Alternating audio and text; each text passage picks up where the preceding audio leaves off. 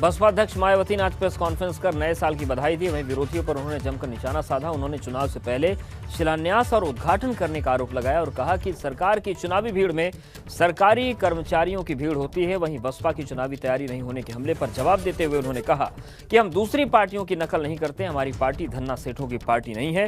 उन्होंने कहा कि हमें अपने तरीके नहीं बदलने, हम नकल करेंगे तो हमें नुकसान होगा। मायावती ने जम्मू वैष्णो देवी मंदिर में हादसे पर भी दुख जताया। क्योंकि ये जो इस किस्म के प्रोग्राम होते हैं जिसमें अधिकांश आधी भीड़ सरकारी कर्मचारियों की व आधी भीड़ टिकटार्थियों की ही होती है, जैसा कि अब हमें यहाँ उत्तर प्रदेश, उत्तराखंड व पंजाब स्टेट आदि में देखने के लिए मिल रहा है।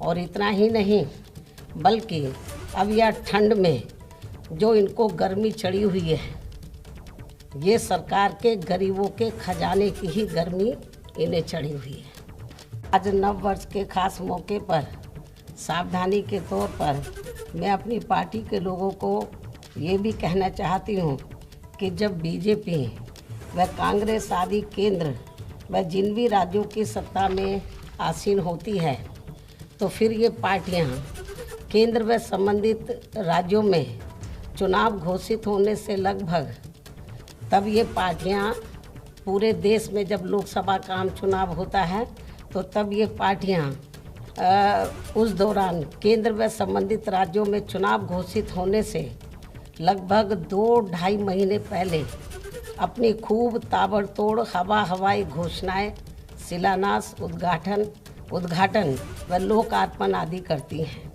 तथा उनकी आड़ में सरकारी खर्चे से अपनी खूब चुनावी जनसभाएं भी करती हैं, जिस पर इनकी पार्टी का नहीं बल्कि हमारी आम जनता का ही सरकारी पैसा पानी की तरह काफ़ी बेदर्दी से बहा दिया जाता है। जम्मू कश्मीर में नए साल के मौके पर माता वैष्णो देवी भवन में भगदड़ मच गई। हादसे में अब तक 12 लोगों की मौत हो चुकी है, जिनमें से 2 महिलाएं भी शामिल हैं। हादसे में कई लोग घायल हो गए। हादसे के बाद राहत और बचाव का कार्य जारी है। बताया जा रहा है कि नए साल के मौके पर बड़ी संख्या में कटरा में माता वैष्णो देवी के दर्शन करने के लिए आए थे। इस दौरान यहां पर भगदड़ के हालात बने और प्रधानमंत्री ने भी इस घटना पर दुख जताया है। राष्ट्रीय राहत कोष से मृतक के परिजनों को 2 लाख और घायलों को 50,000 रुपए की मुआवजा की घोषणा की है।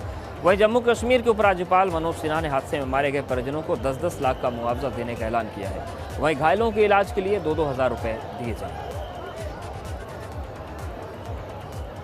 तो देखिए किस तरीके से भीड़ के हालात बने थे और इसी हालात में भगदड़ मची और 12 श्रद्धालुओं की मौत हो गई, जिनमें से कुछ लोग उत्तर प्रदेश के थे।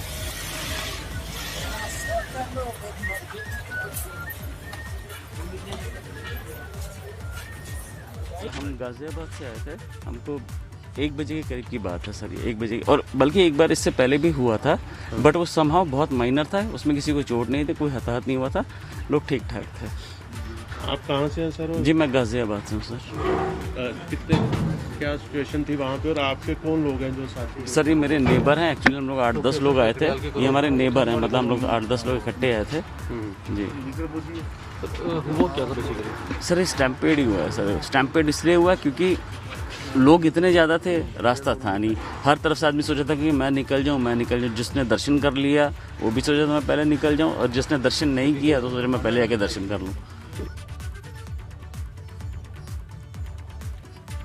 और वैष्णो देवी हादसे में मृतकों में सहारनपुर के लोग भी शामिल हैं। सहारनपुर के 2 लोगों की मौत हादसे में हुई है।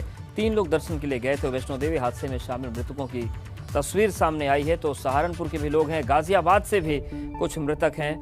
तो अब जानकारी मिल रही है, जब शिनाख्त की जा रही है तो फिर ये भी जानकारी मिल रही है कि सहारनपुर के भी मृतक हैं। सहारनपुर के 2 लोगों की इस हादसे में मौत हुई है। 3 लोग दर्शन के लिए गए थे, जिसमें से 2 लोगों की इस भगदड़ में मौत हो गई।